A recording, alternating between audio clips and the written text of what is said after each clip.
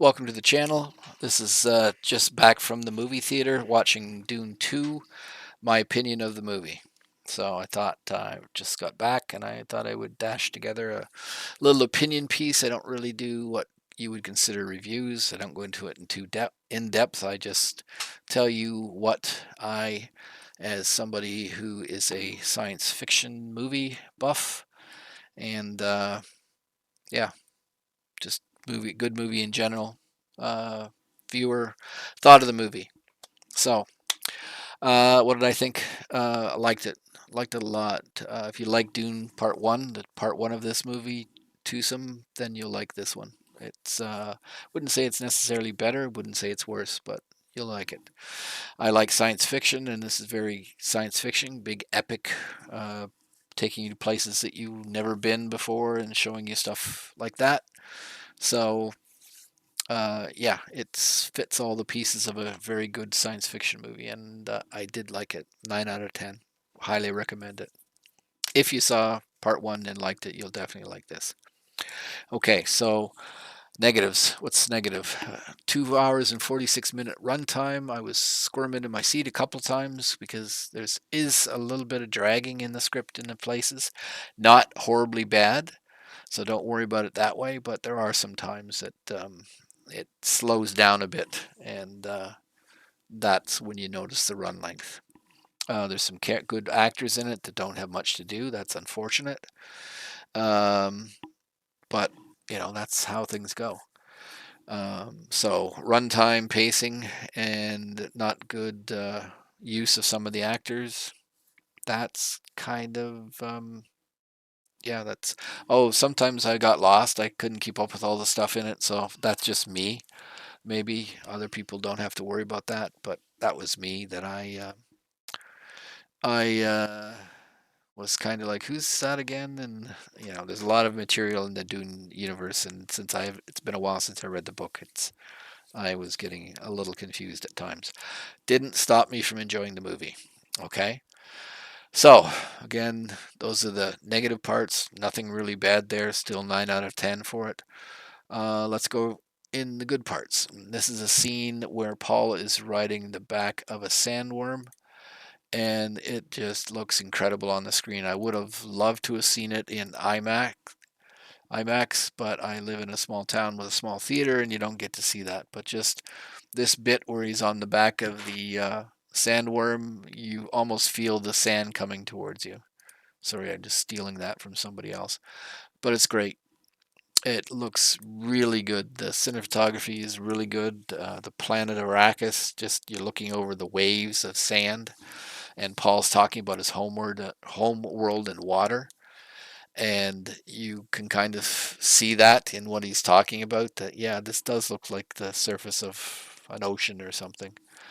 Um, but yeah, the worms great. CGI good. I don't see it. Didn't see any major problems with the CGI. Um, yeah, it's good. The cast is good.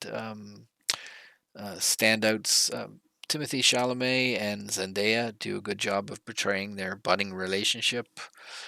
She's distrustful of him at the start of the show or movie, but they grow into a relationship, and it's kind of sad at the end. Spoiler that they don't get together because Paul knows he has to kind of sacrifice the relationship to offer marriage to the emperor's daughter to kind of preserve the peace.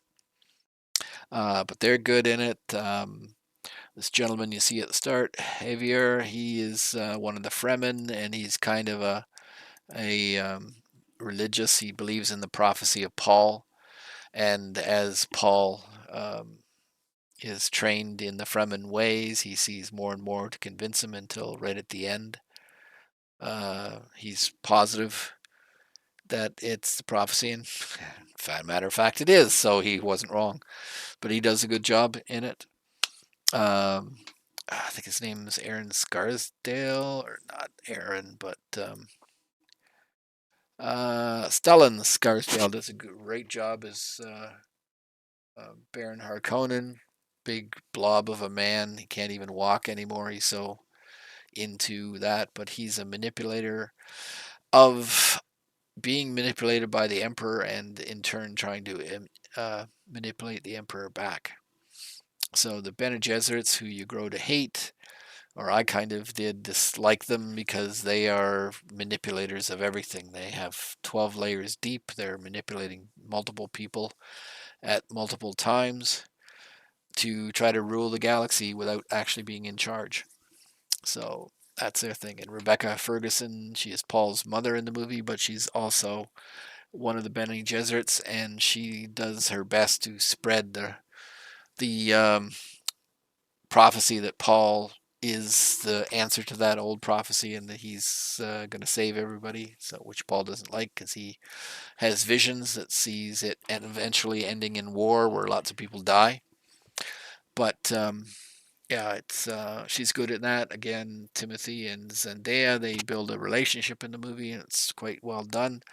Austin Butler is great as one of Baron Harkonnen's sons, a total psycho sadist. He kills people for giving him bad news and stuff. He's horrible, and he does a great job portraying it. I'd be worried if I was in a relationship or in his family, but he does a fantastic job.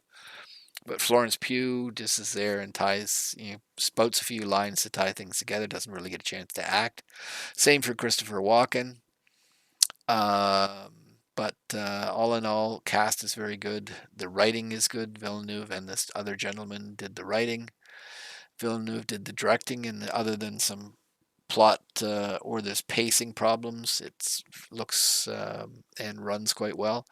Greg Fraser was the cinematographer, and he does a fantastic job. It looks great. Hans Zimmer does the score for it, and he's well known for doing some of the best scores out there, and he does another great job. So, all in all, looks good, writing's good, acting's good, music's good, directing's good. There's not too many holes in this movie. Just a little bit of a breakdown. Again, spoiler alert. Paul and his mother start off with the Fremen. They're attacking the spice mining that the Harkonnens are trying to carry out after killing off House Atreides and retaking the planet. Paul's learning the ways of the Fremen while trying to avoid the prophecy that there's somebody from Offworld coming to save the Fremen, and people think he's the one. His mother's still pushing it. He starts off not him and Zendaya don't really. They're just kind of casual to each other, but it eventually grows into a relationship. Paul gets more powerful as things go. He's having more and more visions about this war, so again, very reluctant to go south until Austin Butler's character takes over from Dave Bautista's in trying to exterminate the Fremen and does a much better job. So that forces Paul to head south, and he has to face his, I guess you could say, destiny. His mother talks him into taking the water of life, which is a sort of a concoction that's extracted from the sandworms, and it kills men apparently. But Paul is supposed to take it anyways because it gives him better, clearer visions into the future. That's what his mother says. So he dies or almost dies. His heart rate goes down to virtually nothing. Um, and the rising from the dead is part of the prophecy, and so Zendaya does something that helps revive him and get his heart rate going again. And at that point, all the Fremen think that he is this character that's going to come and save them. So at that point, Paul does actually can read the future better, so he reluctantly decides that he's got to push it at the Emperor. He talks the Emperor into coming to Arrakis and launches an attack on the Harkonnen compound and blows some serious shit up. So it's really good at the end. He has the worms helping, and they're tearing through those the Emperor's shock troops that did so much damage in the first movie. And eventually, Paul confronts the Emperor and challenges him to a fight. And Austin Butler's character takes on fights for the Emperor and eventually gets killed in a fairly good fight scene. And at that point, Paul basically takes over from the Emperor. The Emperor succeeds to him, and that is not the end of the movie. Well, it is more or less the end of the movie because Zendaya just departs, and Paul and realizes that he is the prophecy. Unfortunately, the Baron Harkonnen has told the other houses that the Emperor is responsible for wiping out the Atreides, and they show up at the planet Arrakis with all their ships and stuff, and so it does not go, it doesn't finish it. So the last parts is them getting ready to repel all the other houses. So that's probably where Dune 3 is going to come in. But again, well worth watching. I enjoyed it. Can't say too much bad about it. I would say that if you liked Dune Part 1, you'll like this one as well. Okay, thanks.